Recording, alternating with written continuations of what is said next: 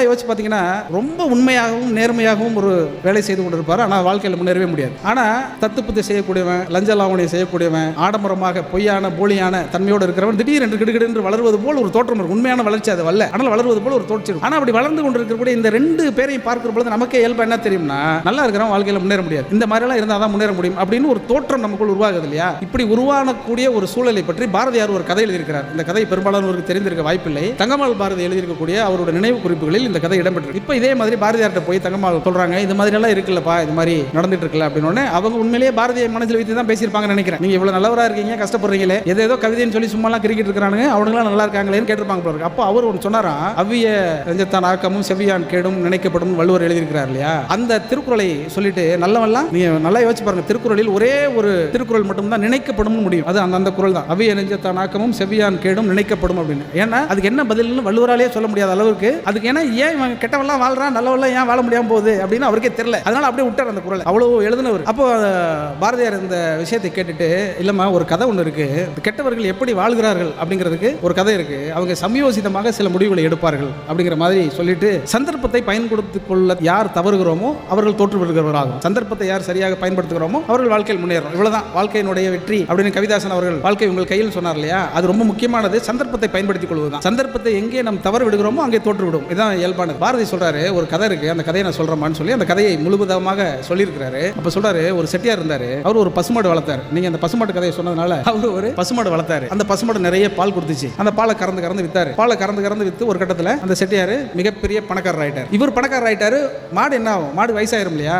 அப்ப பால் கறவு நின்று போயிருது, பால் சுரக்கிறது நின்று போயிருது. பால் சுரக்கிறது நின்று போனோடனே இயல்பா அந்த மாதிரி ஆட்கள் என்ன செய்வாங்க, இதுக்கு பேருக்கு இந்த மாட்டை வச்சு எதுக்கு பராமரிக்கணும் அப்படின்னு சொல்லிட்டு விட்டுறாரு. அந்த மாடு நைந்து நொய்ந்து இறக்குற தருவாயில வந்துருது. அப்ப உடனே அந்த செட்டியாருடைய மனைவி வந்து சொல்றாங்க, எங்க பசுவை கொண்ட பாவம் நமக்கு வந்துடும், நீங்க எவ்வளவோ பாவம் பண்ணிருக்கீங்க, எல்லாத்த விட பெரிய பாவம் இந்த பசுவை கொள்றது, பசுவை கொள்றதை விட பெரிய பாவம் நிறைய இருக்கு. ஆனா அந்த அம்மா சொல்லியிருக்கு, ஏன்னா பசுவை கொள்வதுதான் பாவம்னு நமக்கு சொல்லி கொடுத்துருக்காங்கல்ல, அதனால அந்த அம்மா போய் சொல்லியிருக்கு. அதனால என்ன பண்ணலாம் அப்படின்னு கேட்கிறேன். அப்படின்னு எப்படியாவது இதுக்கு இற வைக்கணும், இல்லைன்னா ஏதாவது ஒரு டாக்டர்கிட்ட கூட்டிட்டு போய் காட்டணும் அப்படின்னு சொன்ன உடனே அதெல்லாம் சரி வராது, நான் சூப்பரா ஒரு ஐடியா வச்சிருக்கேன்னு சொல்லிட்டு அவர் சொல்றாரு. என்ன ஐடியா சொல்றாருன்னா, இந்த மாட்டை வித்துருவோன்றார். இறந்து போகிற மாதிரி இருக்கக்கூடிய அந்த மாட்டை வித்துட்டோம்னாக்க நம்ம தப்பிச்சிருவோம் இல்லையா அப்படின்னு சொல்லிட்டு உடனே என்ன பண்றாரு, ஒரு அந்தனை கூப்பிட்டு அந்த மாடை விற்கிறார். அந்த மாடை விற்கும் பொழுது அந்த மாட்டுக்கு பணத்தை கொடுத்துட்டு அந்த மாட்டை கூட்டிட்டு போறது, ஆளையும் கூட்டிட்டு வர்ற எல்லா செலவையும் ஏற்றுக்கிட்டு அந்த மாட்டை கைத்து அவுத்து கையில கொடுத்து கொஞ்சம் தூரம் போறாங்க, வீட்டு வாசலை தாண்டாங்க, கொட்டடையை விட்டு தாண்டாங்க. தாண்டினோடனே அந்த மாடு செத்து போயிருக்கு. இப்ப செட்டியாரு பசுவை கொள்ளக்கூடிய பாவத்திலிருந்து தப்பிச்சிடறாரு. வாங்கினவருக்கு அந்த பாவம் போயிருச்சு. இப்ப இந்த காசை இவர் திருப்பி கொடுக்கல, ஏன்னா இவர் காசுக்காக தானே மாட்டை வித்தாரு. இப்போ ஒரு கட்டத்தில் கொஞ்ச நாள் வாழ்றாரு, செட்டியார் செத்து போயிறாரு, மேல வானலோகத்துக்கு போறாரு. வானலோகத்துக்கு போனோடனே இப்ப அவருக்கு ஒரு லிஸ்ட் வச்சிருப்பாங்கல்ல, அந்த லிஸ்ட்டை எடுத்து பார்க்கும்போது வாழ்க்கையில 98% பாவம் செஞ்சிருக்காரு, 2% தான் நல்லது செஞ்சிருக்காரு. 2 நல்லது சதவீதம் என்னன்னா, ஒன்னு வந்து அந்த மனைவி பேச்சை கேட்டது, எதுக்காக பசுமாட்டை நம்ம கொன்றக்கூடாதுன்னு சொன்ன ஒரு நல்லது, ரெண்டாவது பசுமாட்டை கொள்ளாது. இந்த 2% தான் இருக்கு, 2% தான் இருக்கு. அப்ப வானவர்கள், இந்திரர்கள், தேவர்கள் எல்லாரும் கூடி, என்னப்பா இது மாதிரி 98% வந்து பாவம் பண்ணியிருக்கேன், 2% தான் புண்ணியம் பண்ணியிருக்கேன், அதனால நீ வாழ்க்கையில 98% நரகத்தில் இருக்கிற மாதிரி இருக்கும், 2% தான் சொர்க்கத்தில் இருக்கிற மாதிரி இருக்கும். முதல்ல சொர்க்கத்தை அனுபவிக்கிறியா இல்ல அப்புறமா நரகத்தை அனுபவிக்கிறியா, இல்ல ரெண்டுல எதுன்னு நீ முடிவு பண்ணி சொல்லு அப்படின்னு செட்டியார் விவரமானவர்ல அவர் உடனே சொல்றாரு, உண்மையிலேயே இவ்வளவுதான் நான் நல்லது செஞ்சிருக்கேனா அப்படின்னு கேட்கிறாரு. அவன் உண்மையிலேயே இதுதான், இது எல்லாருமே தெரிஞ்சது தானே, உனக்கே தெரியும், அப்படி சந்தேகம் இருந்தாலும் உன் பொண்டாட்டிட்டே கேளு, கூட இருந்தா பார்த்து அந்த அம்மா தான் அப்படின்னு. அந்த அம்மாட்ட அங்கே இருந்து எட்டி பார்க்கறாரு. அந்த அம்மா கீழே இருந்து கை காட்டுது, நீ பண்ண பாவத்துக்கு 100% நரகத்துக்கு தான் போயிருக்குன்னு நினைச்சோம், இந்த பசுமாட்டனால நீ தப்பிச்சு அப்படின்னு சொல்லி அது சொல்லிருச்சு. எப்போதுமே மனைவிகள் உண்மையை பேசுகிறவர்கள். அதனால அது சொன்ன உடனே இப்போ என்ன பண்ற அப்படின்னு செட்டியார் ஒரு முடிவு பண்றாரு, இல்ல எனக்கு ஒரு குதிரையை கொடுங்க,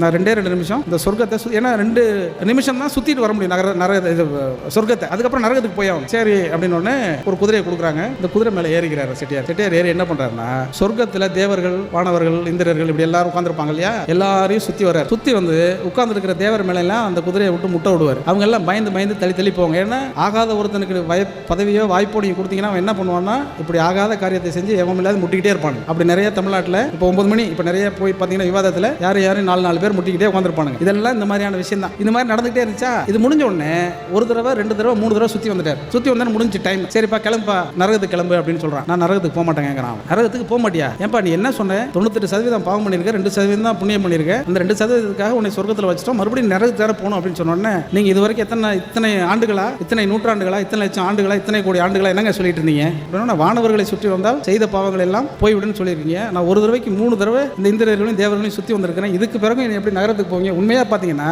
என்னை சுற்றி வந்தது, உங்களை சுற்றி வந்ததுனால இனிமேல் நீங்க என்னை சுற்றி வர வேண்டிய இடத்துக்கு நீங்க வந்துட்டீங்க. ஏன்னா உங்களுடைய மொத்த புண்ணியங்களும் என்னை சேர்ந்துருச்சு, அதனால நான் வந்து சொர்க்கத்தில் தான் இருப்பேன் அளிப்பேன் என்று அவன் சொல்லிவிட்டதாக பாரதியார் சொல்லிட்டு, சந்தர்ப்பத்தை ஒருவன் எவ்வளவு நாசூக்காகவும் குய்த்தியாகவும் பயன்படுத்திக் கொள்கிறானோ அவன் எப்பொழுதும் நல்லவனாகவே அறியப்படுவான் அப்படின்னு அந்த கதையை சொல்லி முடிச்சிருக்கிறேன். அது யோசிச்சு பார்த்தா அந்த கதையை பசுவுக்காக சொன்னாரா, கஷ்டப்படுறவனுக்காக சொன்னாரா, செட்டியாருக்காக சொன்னாரா, வாங்கிட்டு போன அந்தனனுக்காக சொன்னாரான்னு நமக்கு பயங்கர குழப்பம் வந்துடும். ஆனால் ஒன்னே ஒன்று மட்டும் அதில் தெரியும், பாரதியார் கஷ்டப்பட்டு இருக்கிறாரு. கஷ்டப்பட்டு இருக்கிற நேரத்தில் இந்த மாதிரி கதைகள்லாம் நிறைய யோசிச்சிருக்கிறாருங்கிற ஒரு விஷயம் இருக்கு.